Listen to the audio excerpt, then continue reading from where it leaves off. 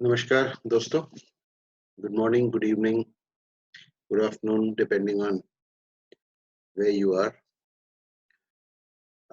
मैं आपका मित्र Rajiv Nath, your astrologer friend, आपके साथ आज फिर जुड़ गया हूँ 3, 4, 5 दिन के गैप के बाद। और आज मैं एक बहुत ही मैं इंटरेस्टिंग टॉपिक के साथ आपके सामने हाजिर हुआ हूँ और जिसकी सबको उत्सुकता बहुत रहती है। टॉपिक ये है हाउ टू जज अ हॉरोस्कोप इन केपी। कृष्णमूर्ति पद्धति में हम किसी के हॉरोस्कोप को, किसी की कुंडली को कैसे हम एनालिसिस करेंगे, कैसे जज करेंगे? तो देखिए ये प्रकरण तो बहुत ही लंबा होता है, बट मैं कोशिश करूँगा इसको कम से कम टाइम में शॉर्ट वीडियो में मैं कोशिश करूँगा। हालाँकि मुझे ऐसा लगता नहीं है कि एक वीडियो में मैं इसको ख़त्म कर पाऊँगा, लेकिन फिर भी मैं कोशिश करूँगा। अगर एक में हो जाता है, शायद हो नहीं पाएगा एक में, क्योंकि इसमें पहले तो बेसिक्स पे मुझे जाना है, उसके बाद फिर मैंने एक एग्ज़ाम्पल चार्ट लिया है।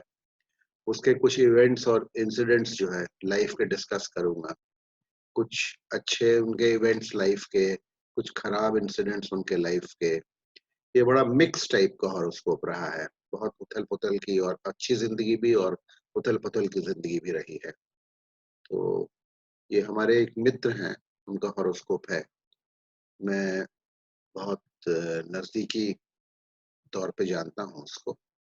मैं उनको वाकिफ़ हूँ और हमने कुछ प्रेडिक्शंस भी किए थे जो कि काफ़ी हद तक मैं कहूँगा 99% या 95% तो सच निकले ही थे। और कुछ तो तब की बातें हैं जब मैं एस्ट्रोलॉजी में नहीं आया था, तब के इंसिडेंट्स हैं, तो उनको मैं पीछे जा कर के इसमें हमने कुछ रेक्टिफिकेशन भी किया था, बर्थ टाइम रेक्टिफिकेशन भी किया था। ज़्यादा नहीं था, कुछ 2, 4, 5 मिनट का बर्थ टाइम रेक्टिफिकेशन था। तो वो सब करने के बाद जब मैं सैटिस्फाई हो गया कि ये सही है, तो उससे कुछ पीछे के इंसिडेंट्स और इवेंट्स से हमने चेक किया और फिर आगे के कुछ हमने प्रेडिक्शंस किए थे, जो कि काफ़ी कुछ हद तक सही निकले। सारे तो देखिए सही निकलते नहीं हैं, वो पॉसिबल भी नहीं होता है कि एक-एक। और जैसा मैं बार-बार अपने एस्ट्रोलॉजर मित्रों को कहता हूँ, देखिए कृष्णमूर्ति पद्धति जो है, हमारे गुरुजी ने, कृष्णमूर्ति जी ने जो पद्धति हमें दे कर के गए, उनका रिसर्च कंप्लीट तो हो नहीं पाया था।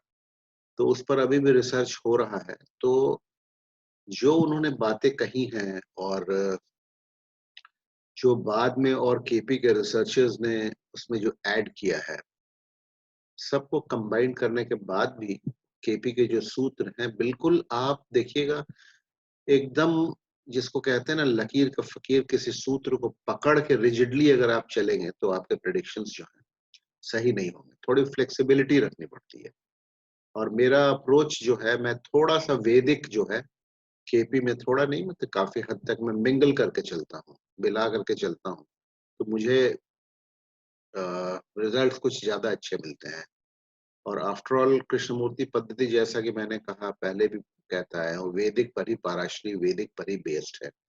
बेसिक्स तो सारे सेम है, प्रेडिक्शन लेवल पे आके थोड़ा अ, अंतर हो जाता है, क्योंकि ये सबलॉट बेस्ड है और वैदिक पद्धति जो है सबलॉट बेस्ड नहीं है, वो नवांश और बहुत सारे उनके डिविजनल चार्ट हैं, 1 टू 60 डिविजनल चार्ट्स हैं, उस पर बेस्ड है।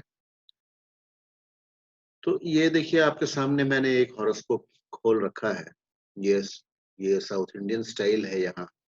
कर्सर को फ़ॉलो कीजिएगा। कर्सर की मूवमेंट मैं जानता हूँ रिकॉर्डिंग में बहुत सही नहीं होती है, फिर भी ये नॉर्थ इंडियन चार्ट है। सॉरी, ये साउथ इंडियन चार्ट है। ये हमने यहाँ छोटा-सा नॉर्थ इंडियन चार्ट में दे दिया है। ये भाव चार्ट है, नॉर्थ इंडियन भाव चार्ट है। चलित चार्ट जिसको बोलते हैं। और ये बीच में देखिए इसके हमने कस्पल सबलॉर्ड्स दिए हैं। कस्पल सबलॉर्ड्स, हर एक कस्प का सबलॉर्ड कौन है? और फिर उन सबलॉर्ड्स के जो है, ये हर एक प्लैनेट्स के सबलॉर्ड्स को हमने यहाँ पर साइड में दे दिया है। आपके जो है ना, आपके रेफरेंस के लिए। और ये मोस्ट इम्पोर्टेंट हमारा जो है, ये हाउस वाइज टेबल ऑफ सिग्निफिकेटर्स है। इसको हम डिस्कस करेंगे, इसको हम समझते हुए कि हाउस वाइज, वैसे तो आप लोग केपी एस्ट्रोलॉजर्स अगर हैं तो आपको पता ही है कि किस ऑर्डर में हम देखते हैं, ABCD किस ऑर्डर में देखते हैं, लेकिन फिर भी हम एक बार उसको डिस्कस कर लेंगे। और जैसा कि मैंने, देखिए, मैं पिछले 2-3 वीडियोस में हमने कस्पल सबलॉर्ड का इम्पोर्टेंस आप लोगों के साथ में डिस्कस करता आया हूँ। इसीलिए इसको भी स्टार्ट करने के पहले इस वीडियो को मैं कस्पल सबलॉर्ड पे फिर से जो है ना, मैं बहुत एम्फेसिस और जोर दे रहा हूँ। कस्पल सबलॉर्ड्स की मजबूती जैसी होगी, हम एग्जाम्पल्स के साथ उसको जो है डिस्कस करते चलेंगे। कस्पल सबलॉर्ड्स की मजबूती जैसी होगी, वैसे हमें उन कस्प के उन भावों के रिजल्ट मिलते हैं। कितना भी ये सिग्निफिकेटर स्ट्रॉन्ग रहे, वीक रहे, इनके सबलॉर्ड कोई भी रहे, कस्पल सबलॉर्ड्स अगर मजबूत हैं, अच्छे हैं, मजबूत हैं, कमजोर जैसे हैं, वैसा हमें भावों का फल मिलता है। जैसे एक छोटा सा एग्जाम्पल मैं आपको बता देता हूँ। यहाँ देखिए, आठवें कस्प का सबलॉर्ड जो है शुक्र है।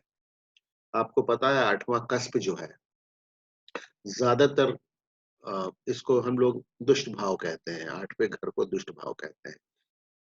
इसका देखिए, इसका शुक्र जो है, वीनस, इसका सब लॉर्ड है। तो अब इसकी स्ट्रेंथ मैं समझाने के लिए कह रहा हूँ, अब एक एक को मैं डिस्कस नहीं करूंगा, पिछले 2-3 वीडियोस में कर चुका हूँ।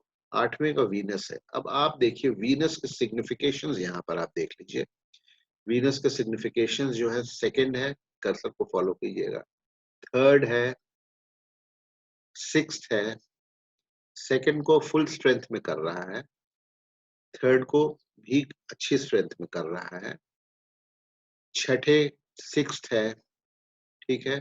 फिर यहाँ पर नीचे उतरिए, यहाँ 11th है और ये 12th है। तो 1, 2, 3, 6, 11, ये आठवें भाव का जो वीनस सबलॉर्ड है, उसके ये स्टेलर सिग्निफिकेशंस हैं। स्टेलर मतलब नक्षत्र लेवल के ये सिग्निफिकेटर्स है। नक्षत्र लेवल या ओनरशिप लेवल जिसको कहते हैं, फर्स्ट भी है, फर्स्ट में मेंशन करना भूल गया था, ठीक है, नहीं, लग्न का स्वामी है। तो ये तो हमें ऐसा लग रहा है कि 8वें भाव का सबलॉर्ड जो है, इसके सिग्निफिकेशंस बहुत अच्छे हैं, क्योंकि केपी में जैसा आपको पता है 1, 2, 3, 6, 10, 11, ये इम्प्रूविंग कस्प्स कहते हैं। कृष्णमूर्ति जी ने कहा था 1, 2, 3, 6, 10, 11 ये इम्प्रूविंग कस्प होते हैं। ये अगर अच्छे हैं, मजबूत हैं, तो इनके अंतरदशा, इसके दशा अंतरदशा में अच्छे फल मिलते हैं। लेकिन हमने आपको बताया था और भी क्वालिफिकेशन है कि शुक्र का सबलॉर्ड, 8वें भाव के सबलॉर्ड का सबलॉर्ड कौन है, उसके देखने के लिए हम यहाँ जाएंगे। देखिए ये शुक्र, यहाँ शुक्र है, प्लैनेट्स लिखा हुआ है, और शुक्र का सबलॉर्ड कौन है? शुक्र का सबलॉर्ड है सूर्य। अब सूर्य के सिग्निफिकेशन को देखिए, हमने रेड में अंडर गोल घेरा बना दिया, इसलिए कि 11th हाउस का सिग्निफिकेशन है। बाकी सूर्य का है 12 है, 1 है, 5 है, ठीक है। 12 अच्छा नहीं होता है, 1 अच्छा होता है, 5 मिक्स्ड होता है, और 11 स्ट्रॉन्गेस्ट होता है। तो निष्कर्ष पर हम क्या पहुंचने की कोशिश कर रहे हैं कि शुक्र जो है, ये 1, 2, 3, 6, 11 तो हमें नक्षत्र लेवल पे दे रहा है। नक्षत्र लेवल पे जो दे रहा है, इसका फल कैसा होगा, इसके सबलॉर्ड से हम जज करेंगे। इसका सबलॉर्ड सूर्य है, सूर्य का सिग्निफिकेशन आप देखिए 11वें भाव को सिग्निफाई कर रहा है। तो 8वां कस्प जो है, 8th हाउस, ये प्रोटेक्टेड हो गया। ये एक खराब कस्प अपने कस्पल सबलॉर्ड के वजह से प्रोटेक्टेड हो गया। 8वें के खराब फल मिल सकते हैं इस जातक को, मिलेंगे, लेकिन उसको प्रोटेक्शन रहेगा। लेकिन 8वें का जो अच्छा फल होता है वो भी मिलेगा। क्यों? क्योंकि इसका सबलॉर्ड जो है बहुत मजबूत है। शायद जो है आपको क्लैरिटी बिल्कुल हो गई होगी। और हमने नीचे नोट्स बनाए हैं, मैं इस पे अभी फिर वापस आऊंगा। इस पेज को जब मैं डिस्कस कर लूंगा, तो नीचे हमने नोट्स बनाए हुए हैं। थोड़े से इवेंट्स और इंसिडेंट सारे तो नहीं डिस्कस कर सकते हैं इस पार्ट 1 में। थोड़े से इवेंट्स, और खास करके हमने शुक्र पर जो है काफी डिस्कशन करने की कोशिश की है, क्योंकि देखिए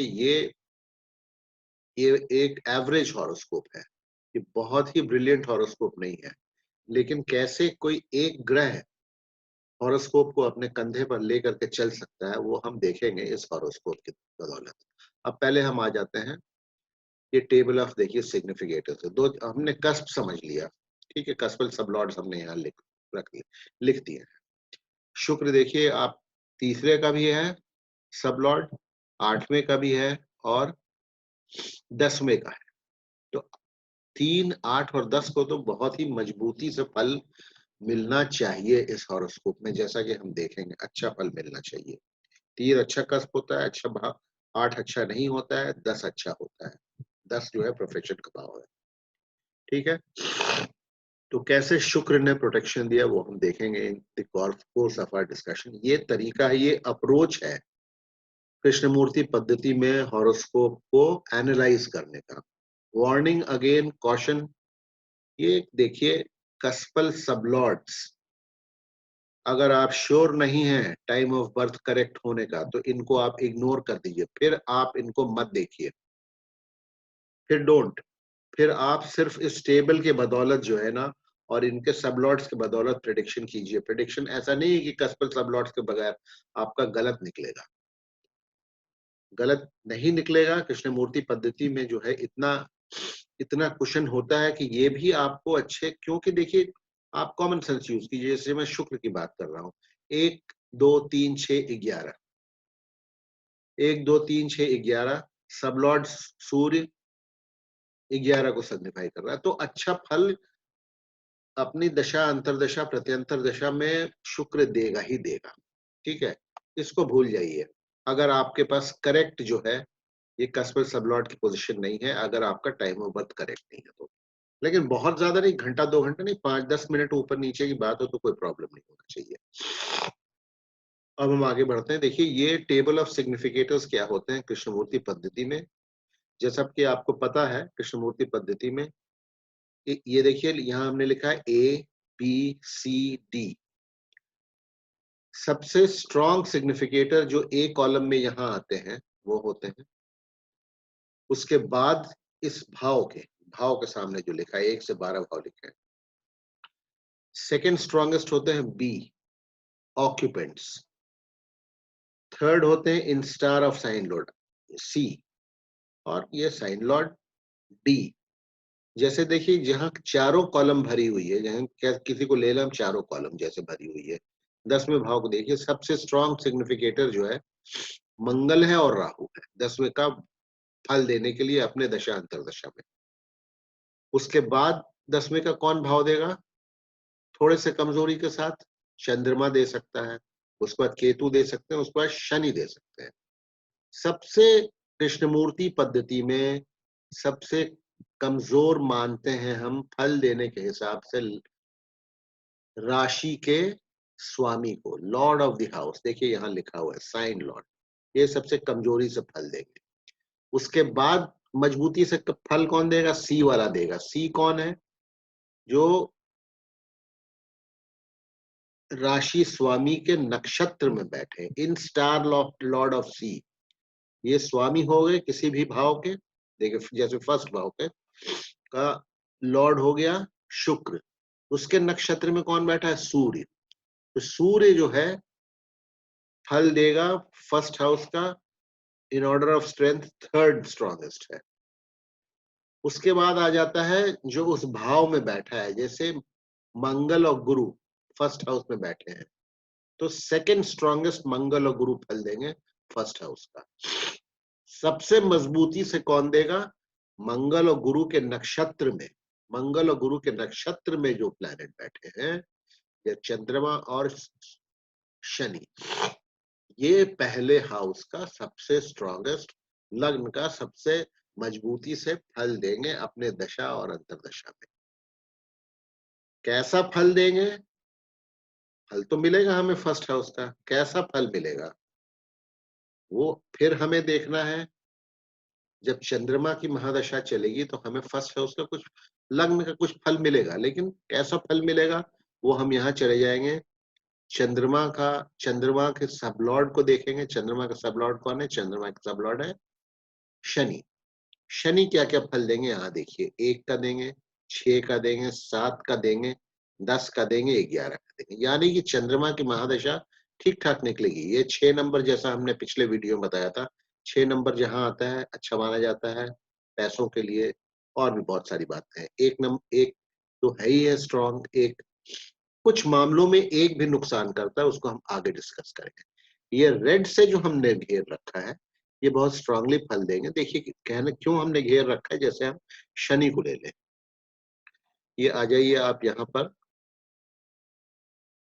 ये हमने ले लिया, ये इसको हमने ले लिया, जैसे ये मान लीजिए शनि को आ जाइए, ये 7वें भाव में देखिए, ये दोनों घर खाली हैं, ये दोनों घर खाली हैं, तो सबसे मजबूती से चंद्रमा और शनि 7वें भाव का फल देंगे। तो इसीलिए हमने इसमें टेबल में पता नहीं चल रहा है, इसलिए हमने 7 को रेड से जो है सर्कल ऑफ कर दिया है, चंद्रमा के सामने भी, क्योंकि ये दोनों घर खाली हैं। आप समझिए, अगर आप कृष्णमूर्ति के स्टूडेंट हैं या कृष्णमूर्ति जानते हैं तो आपको समझ में आ रहा होगा। जो स्टूडेंट्स जो सीखना चाह रहे हैं वो भी समझे। अगर इनके पहले भाव खाली है तो सबसे मजबूती से ये देंगे। अब आप देखिए गुरु, गुरु के सामने ये 3 घर खाली है। 8वें भाव का लोन सिग्निफिकेटर गुरु है।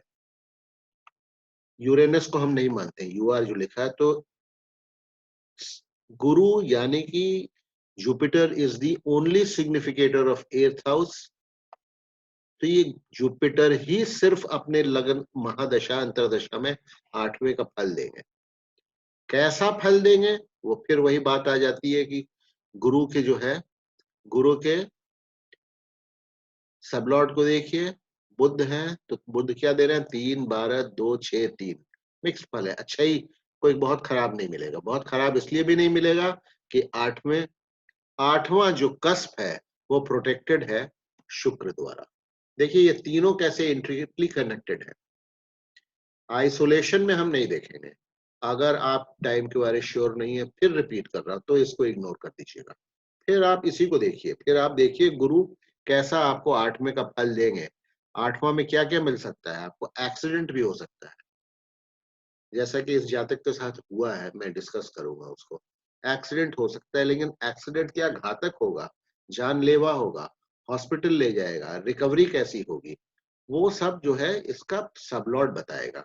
या 8वां भाव जो है, 8वां भाव कितना मजबूत है या कमजोर है वो बताएगा। तो ये आप ये देखिए, फिर ये आप समझने की बात है। ये सबसे मजबूती से राशि का स्वामी सबसे कमजोरी से चौथे नंबर पर देगा। In star of sine Lord, राशि स्वामी के नक्षत्र में जो बैठा है वो उसके बाद मजबूती से देंगे। उस भाव में या उस कस्प में जो बैठा है वो मजबूती से, वो सेकंड मजबूती से देगा नंबर में। और जो बैठे हुए हैं उनके नक्षत्र में जो है वो सबसे मजबूती से फल देते हैं। ये ध्यान रखिएगा।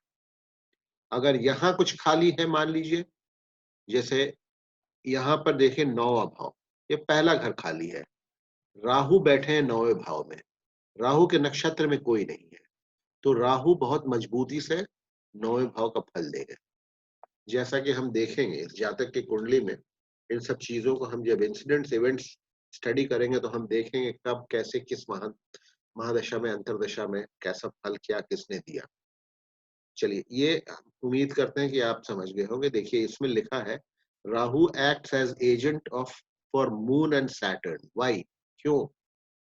क्योंकि राहु बैठे हैं, राहु कहाँ बैठे हैं, राहु बैठे हैं, ये देखिए कर्सर को फॉलो कीजिए, केप्रिकॉर्न में बैठे हैं। तो राहु उसका फल देते हैं जिसके राशि में वो बैठते हैं, तो राहु शनि का भी फल देंगे। लेकिन देखिए ये हमने नहीं लिखा है, ये सॉफ्टवेयर से उठा के मैं लाया हूँ। Rahu acts as agent for moon, Rahu जिसके साथ युति में रहते हैं उसका भी फल देते हैं। लेकिन यहाँ देखिए चंद्रमा 29 डिग्री का है, राहु 14 डिग्री का है, इसको हम युति नहीं मानते हैं। तो ये जो है ये सॉफ्टवेयर का डिफेक्ट है।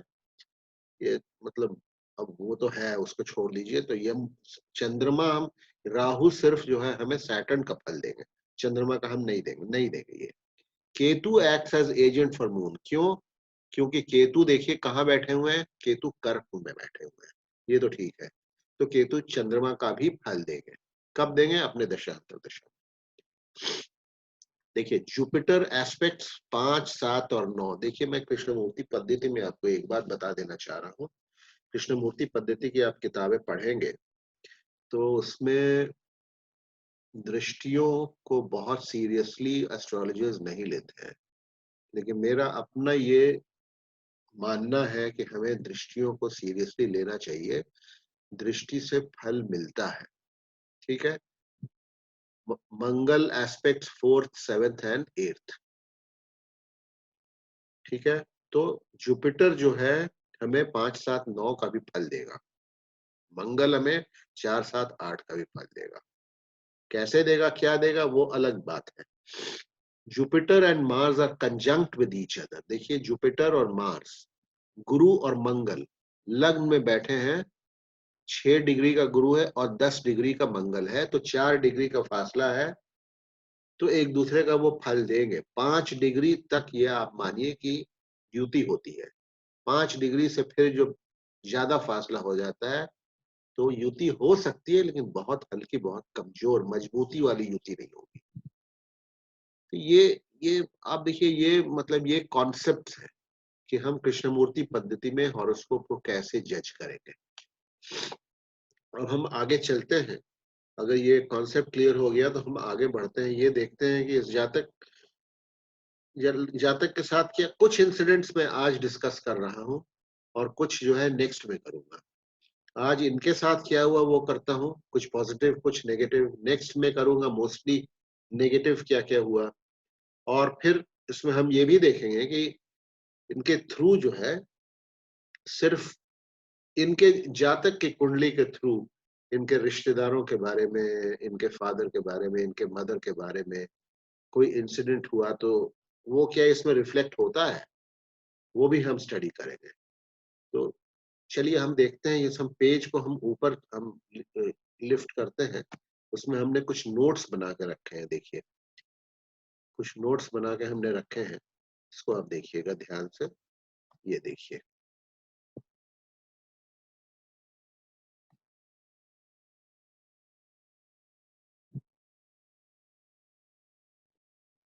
एक सेकेंड टाइम मुझे दीजिएगा, एक सेकेंड।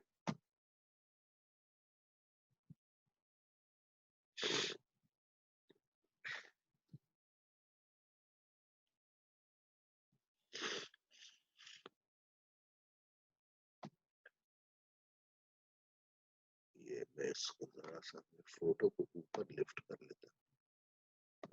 मैं कर्सर ले आता हूँ, कर्सर में कर्सर चेंज कर लेता हूँ। ये इस कर्सर को हमने सिलेक्ट किया।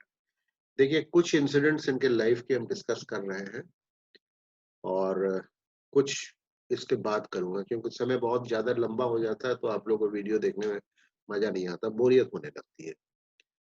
स्टार्ट करते हैं। इस जातक इम्पोर्टेंट क्या क्या चीजें होती हैं आदमी की जिंदगी में, वही सब हम कुछ इंसिडेंट्स लेकर के डिस्कस करेंगे।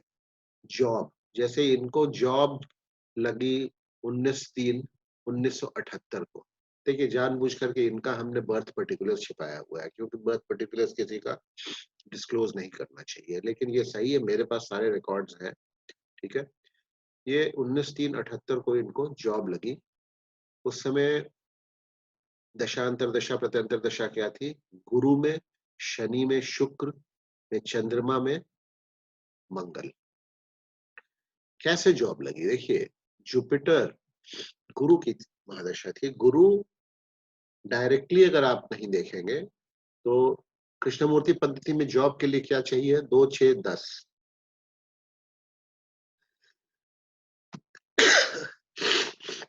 सॉरी, माफ कीजिएगा,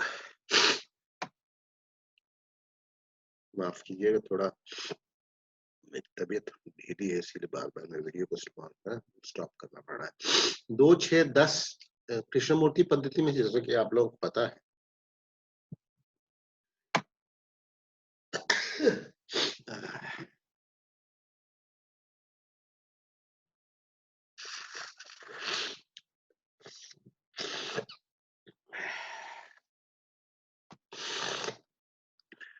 कृष्णमूर्ति पद्धति में जैसे आप लोगों को पता है कि हाउस ग्रुपिंग के हिसाब से हम चलते हैं। जैसे जॉब लगने के लिए कॉम्बिनेशन होता है 2, 6, 10 के ग्रहों की, 2, 6, 10 के सिग्निफिकेटर्स की जब दशा, अंतर्दशा, प्रत्यंतर दशा या जो भी कॉम्बिनेशन आएगा तभी जो है नौकरी लगती है जातक को। तो इनको नौकरी जब लगी तो उस समय गुरु में शनि कर्सर को फॉलो कीजिएगा। शनि में, शुक्र में, चंद्रमा में, मंगल, ये सूक्ष्म है, वो चल रहा था। देखिए जुपिटर डायरेक्टली जो है ना, जुपिटर 2, 6, 10, 11 जुपिटर डायरेक्टली कहीं नहीं सिग्निफाई करते हैं, लेकिन जुपिटर हमने क्या बताया था, Jupiter is conjunct with Mars. Jupiter की युति जो है मंगल के साथ है। आप वापस जा करके, आपके पास वो होगा रिकॉर्डिंग, आप वापस जा करके टेबल ऑफ सिग्निफिकेटर्स देख सकते हैं। Jupiter is conjunct with Mars, hence 10th।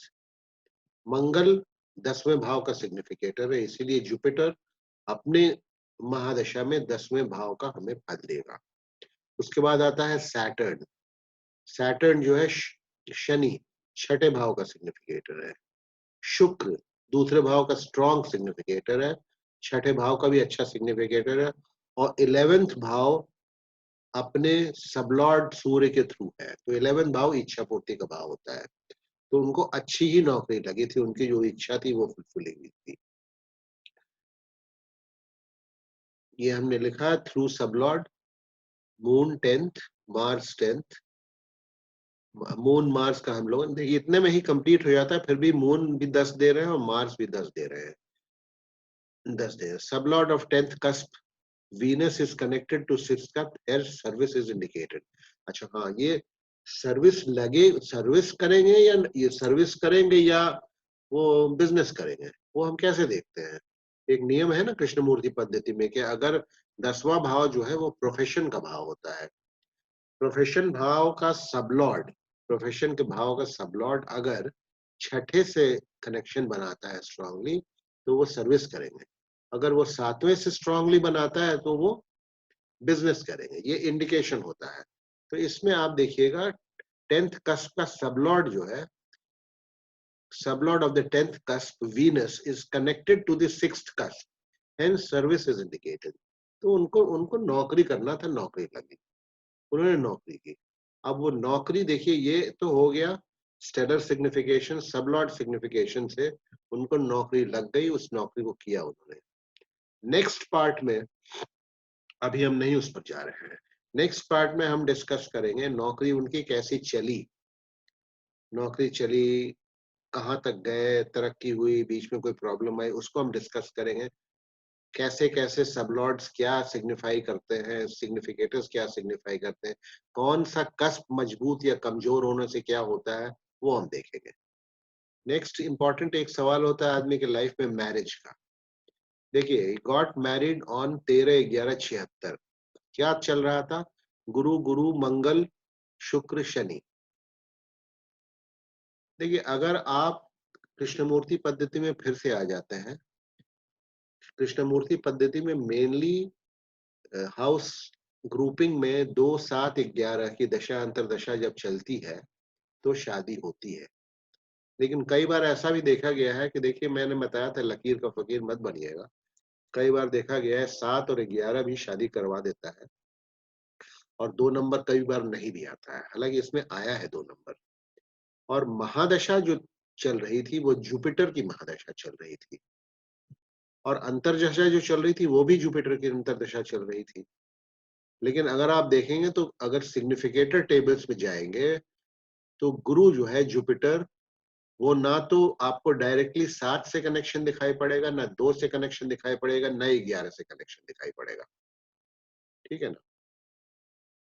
हाँ, उसके सबलॉर्ड के थ्रू आप देखेंगे तो बहुत हल्का कनेक्शन एक जगह जो है मरकरी है, शायद उसका सबलॉर्ड में चेक कर लेता हूँ। हाँ, मरकरी है, मरकरी सबलॉर्ड है। एक जगह 6 और 11 का कनेक्शन आता है, लेकिन कमजोर है वो कनेक्शन। तो जुपिटर ने शादी कैसे फिर करवाई। मैंने बताया था कि कृष्णमूर्ति पद्धति में दृष्टियों का, एस्पेक्ट्स को लोग ज्यादा तवज्जो नहीं देते हैं, लेकिन ऐसा नहीं देना चाहिए। देखिए जुपिटर लग्न में है वहां से पांचवें भाव को जो है वो एस्पेक्ट कर रहा है। पांचवें भाव पर दृष्टि है, जुपिटर की पांचवी दृष्टि होती है, सातवें भाव पर तो होती ही होती है।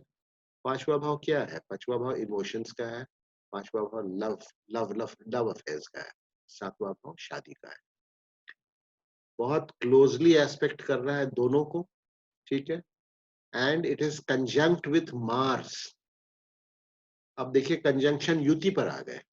मार्स जो है सेवेंथ हाउस का सिग्निफिकेटर है, मार्स सिग्निफिकेटर है सेवेंथ हाउस का। मैं इस कर्सर को चेंज कर लेता हूँ, तभी मैं वापस जाकर के आप लोगों को दिखा पाऊंगा, ठीक है।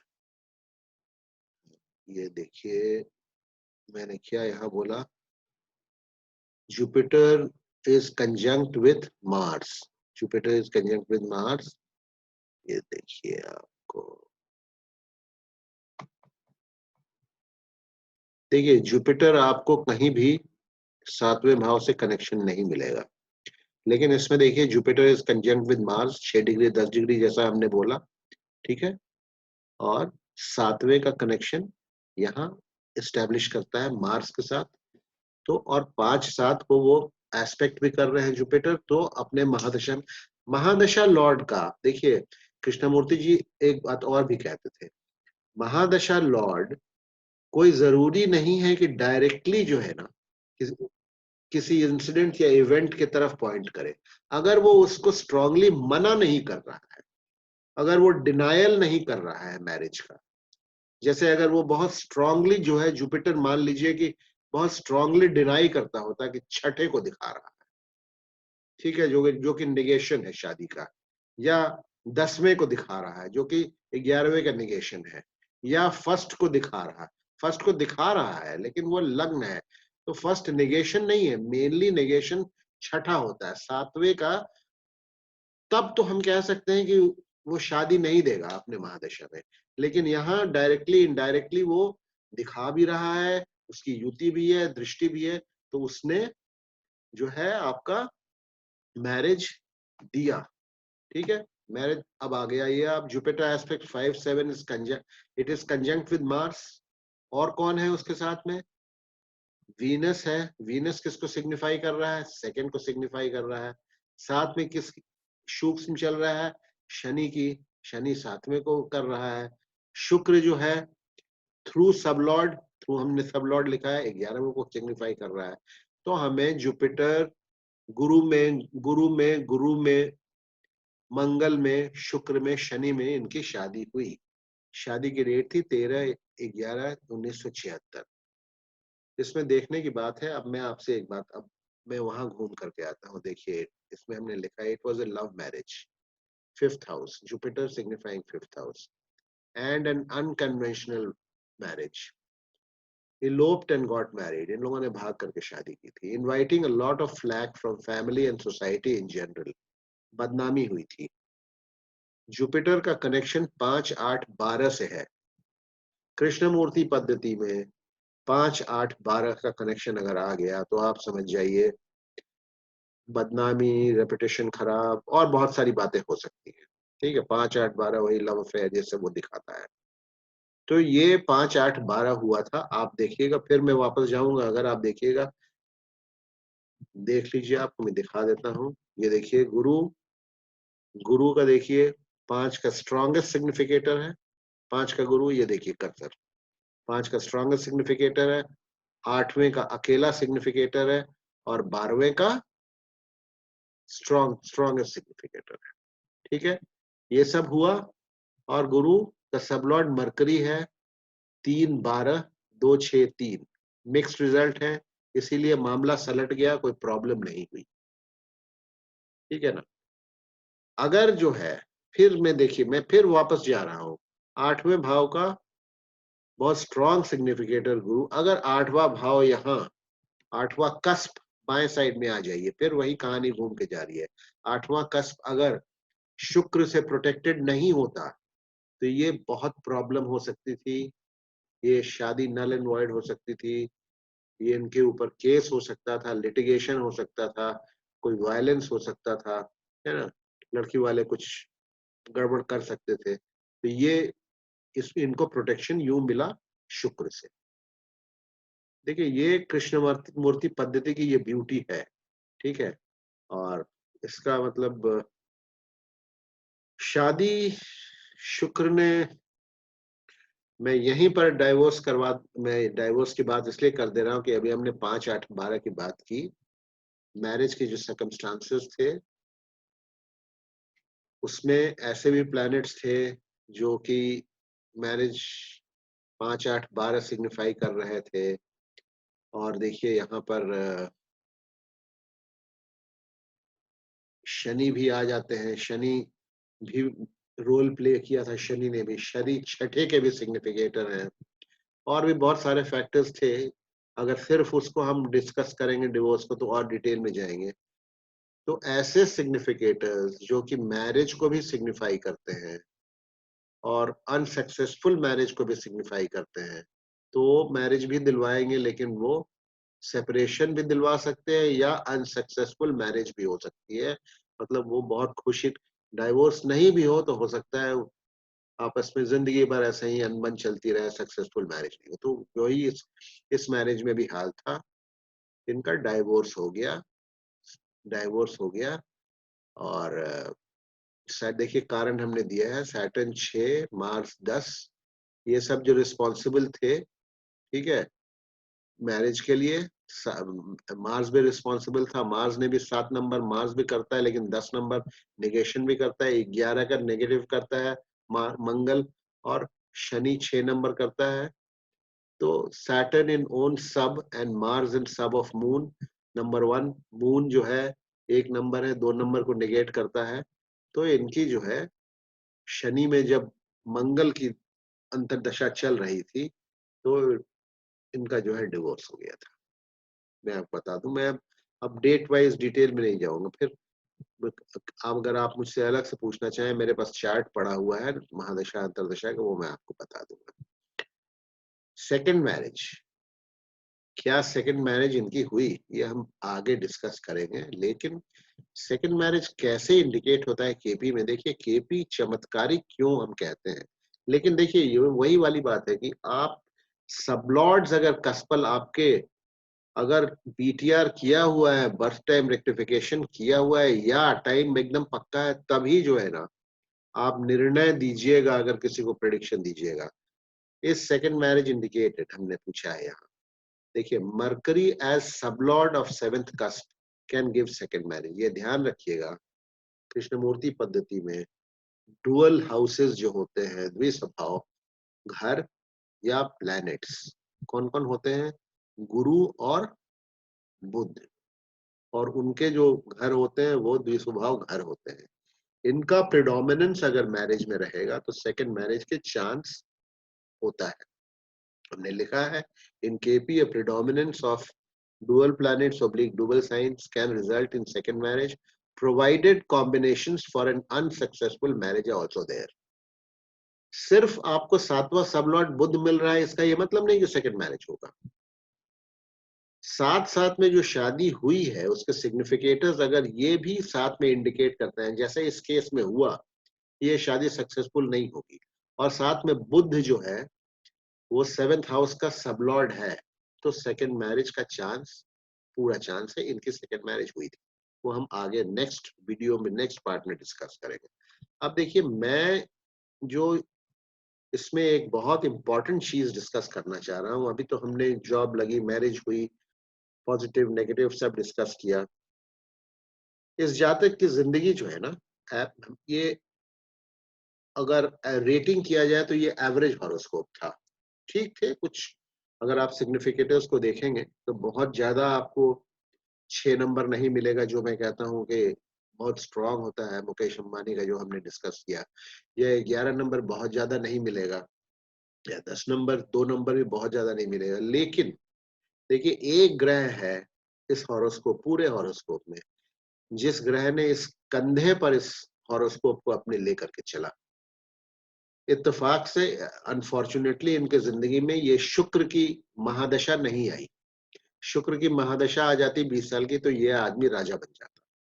ऐसा हुआ नहीं, लेकिन शुक्र की जब जब अंतर या सब पीरियड या सब पीरियड अंतर्दशाएं प्रत्यंतर दशाएं, तो इस आप जातक को हमेशा फायदा हुआ। अब मैं एक-एक उसमें नहीं जाऊंगा कब शुक्र में क्या हुआ, हमने इसमें डिस्क्राइब किया है। देखिए Venus in the horoscope signifies, शुरू में डिस्कस किया था हमने क्या सिग्निफाई करता है, 1 2 3 6 11 एंड 12 भी discuss at the stellar level. 12 भी है, 12 खराब है। It signifies to very strongly, it's sun lord is sun. सूर्य जो है शुक्र के सब लॉर्ड है, और सूर्य किसको सिग्निफाई करते हैं, 11वें भाव को सिग्निफाई करते हैं, which beyond doubt is the most important house in any horoscope. किसी भी हॉरोस्कोप में 11वां भाव अगर बहुत मजबूत है तो उस आदमी के जो है बल्ले बल्ले चांदी चांदी है। तो इस जातक की जिंदगी में जब जब शुक्र की अंतरदशा प्रत्यंतर दशा आई, उसकी वाकई में बल्ले बल्ले थी, मैं यूं ही कहूंगा। ये टिपिकल बोलने का अंदाज पता नहीं सही है कि नहीं, लेकिन मतलब सब कुछ बहुत अच्छा रहा जब जब शुक्र की, क्यों शुक्र की 1 2 3 6 11 इंप्रूविंग हाउसेस है केपी में, आपको पता है। और इनका सबलॉर्ड अगर स्ट्रांग नहीं होता, मान लो 1 2 3 6 11 दे रहा है और सबलॉर्ड 8वां देता या सबलॉर्ड 12वां देता, तो ये खुश हो जाता, ये किसी काम का नहीं रहता। ठीक है ना, काम होते होते आप देखते काम नहीं हुआ, या होता भी कुछ फायदा हो भी सकता था, लेकिन जैसा होना चाहिए था लास्ट मिनट में जाकर के काम गड़बड़ हो गया। और 8वां शुक्र, 8वें कस्प का सबलॉर्ड भी शुक्र, हमने आपको पहले ही बताया था, उसको भी प्रोटेक्शन मिला। अब यहां पढ़िए आप, in this horoscope which otherwise is only about an average horoscope, whenever Venus sub or sub period, मतलब अंतरदशा या प्रत्यंतर दशा, महादशा तो आएगी नहीं, have come, the native has been blessed with financial gains, elevations and promotions in service, all round recognition, name, fame and good status. Venus has literally carried the life of the native single handedly on its shoulders. Venus, ये देखिए फिर ये KP में मैं controversy नहीं create करना चाहता हूं, लेकिन वीनस इज आल्सो एग्जॉल्टेड, उच्च का है, बैठा कहाँ है, बैठा 11वें भाव में है एज। और वीनस का सबलॉर्ड कौन है, देखिए अब ध्यान से मेरी बातों को सुनिएगा, वीनस का सबलॉर्ड कौन है, वीनस का सबलॉर्ड है सूर्य, वो भी उच्च का है। तो वैदिक को मैं कहा इसमें मर्ज करने की कोशिश करता हूँ, ये मेरा अपना रिसर्च है, लेकिन मैं आपको एक बात बता दूं कि वो कृष्णमूर्ति जी की किसी किताब में मैंने पढ़ा है, वो किताब मेरे से मिसप्लेस हो गई है, कहाँ है, सिर्फ एक लाइन एक जगह कृष्णमूर्ति जी ने लिखा हुआ है कि अगर कोई ग्रह उच्च का है तो वो जिस भाव में बैठा है उस भाव का रिजल्ट सबसे स्ट्रांगली देगा, ना कि उसके उसके नक्षत्र में जो ग्रह बैठा है वो देगा। आप समझ गए ना, नियम क्या है कृष्णमूर्ति जी का, नियम ये है कोई भी ग्रह अपने नक्षत्र के प्लेसमेंट का रिजल्ट देता है, लेकिन अगर वो खुद उच्च का है तो वो अपने जहां बैठा है उसका फल देगा। ये मैं कंट्रोवर्सी नहीं क्रिएट कर रहा हूँ, कृष्णमूर्ति जी ने कहीं एक लाइन लिखा है, मुझे जिस दिन मिलेगा, मैं बहुत ढूंढ रहा हूँ वो किताब कहाँ चली गई मेरी, तो मैं उस दिन आप लोगों के सामने उसको हाजिर कर दूंगा और वो लाइन कोट करके मैं आपको दिखा दूंगा। और क्योंकि ये मैंने हॉरोस्कोप में इस चीज को देखा है और ये आपके सामने है, जो भी मैं आपको बता रहा हूँ, जो रिजल्ट ये मिले हैं, ये लिटरली शुक्र ने जो है इस हॉरोस्कोप का कैरी किया है। It is also important to note that Venus in the horoscope is the sublord of 3rd, 8th and 10th cusp, we हम डिस्कस कर चुके हैं। We will see further in our discussion how 8th house significations which gave accidents protected the native because of the strong sublord Venus. इस जातक की जिंदगी में 3-4 accident हुए, अच्छे खासे सीरियस एक्सीडेंट हुए, ठीक है। वो किन अंतरदशाओं में हुए, वो गुरु 8वां का है और मंगल 4था है। कृष्णमूर्ति पद्धति में बोलते हैं 1 4 8 12, द फोर्थ ट्राइगोन जिसको बोलते हैं, ठीक है। ये एक्सीडेंट का जो है हाउस ग्रुपिंग होती है। तो जब जब ये कॉम्बिनेशन आया इनके दशा अंतरदशा में, उनका एक्सीडेंट हुआ 3-4 बार, लेकिन वो तीनों चारों बार जो है बच गए, साफ-साफ बच गए। क्यों बचे मैं आपको बता चुका हूँ, 8वें भाव का वेल प्रोटेक्टेड है, वेल फोर्टिफाइड, ठीक है, किलाबंदी है उसके चारों तरफ शुक्र की वजह से। The 8th house also gave good inheritance to the native. क्यों, कैसे मिला? 8वां भाव इनहेरिटेंस, ठीक है, बाप दादा की आपको जो है जो मिलती है इनहेरिटेंस, वो 8वें भाव से मिलता है, लेकिन बशर्ते कि वो मजबूत है, which is only possible when the 8th sublord fortifies the cusp. अगर 8वां भाव मजबूत है। The inheritance happened in Mercury, Venus, Saturn, Jupiter period, ठीक है। Venus छठा इनकम, दूसरा गुड इम्प्रूविंग हाउस इनकम, तीसरा गुड इम्प्रूविंग हाउस 11 लाभ फायदा गेन। सैटर्न क्या दिखाता है? 6, जुपिटर 8, 8 इनहेरिटेंस के ही भाव को कहते हैं। टू बी कंटिन्यूड मैंने यहाँ लिखा है। वीडियो लंबा हो गया है, कुछ और इनके इंसिडेंट्स हम पढ़ेंगे, पढ़ेंगे नहीं, एनालाइज करेंगे, और भी कुछ मैं इसमें गूढ़ बातें बताऊंगा, ठीक है। क्यों, क्या हुआ, कैसे, कब क्या हुआ, इनके साथ लाइफ में और भी क्या घटनाएं हुई, उनमें से कैसे ये मतलब कब फंसते फंसते बचे, चोटें लगी, कितनी लगनी चाहिए थी नहीं लगी, बच गए, कैसे क्या हुआ। बड़ा इंटरेस्टिंग हॉरोस्कोप है ये। तो आशा करते हैं कि वीडियो पसंद आया होगा, और इसको आप लोग देखिए, सुनिएगा ध्यान से, और अपने लाइफ के अगर कस्पल सब लॉर्ड्स अगर आप बीटीआर कर लेते हैं, बीटीआर पे मैं वीडियो तैयार कर रहा हूँ, बर्थ टाइम रेक्टिफिकेशन पे, तैयार कर रहा हूँ। ये भी बीटीआर किया हुआ है। मैं इसका बीटीआर कैसे हमने किया था, इसको भी मैं किसी दिन आपके सामने प्रेजेंट करूंगा। ये भी हॉरोस्कोप भी थोड़ा ऑफ था। तो थैंक यू फॉर वॉचिंग, और आशा करते हैं कि अच्छा लगा होगा, और मैं जो समझाने की कोशिश कर रहा था आप लोगों को, वो शायद जो है ठीक तरीके से समझा पाया। और बहुत बहुत धन्यवाद देखने के लिए। Have a good day. और आशा करते हैं लॉकडाउन आप लोगों का पता नहीं कैसे जा रहा है, लेकिन हाँ, हमें तो लॉकडाउन में ये फायदा है कि मैं फुल्ली कंसंट्रेट कर पा रहा हूँ, और आप लोगों को भी अच्छा टाइम मिलता होगा हमारे वीडियोस में। मेरे पास अच्छा फीडबैक आप लोगों का आ रहा है, और इसमें कोई फीडबैक कमेंट्स मोस्ट वेलकम। आपने देखा हो, मैं हर एक कमेंट का जवाब देता हूँ। धन्यवाद, शुभ रात्रि, हैव अ गुड डे। अगर रात्रि नहीं है, दिन दोपहर है, have a good day, thank you very much, bye.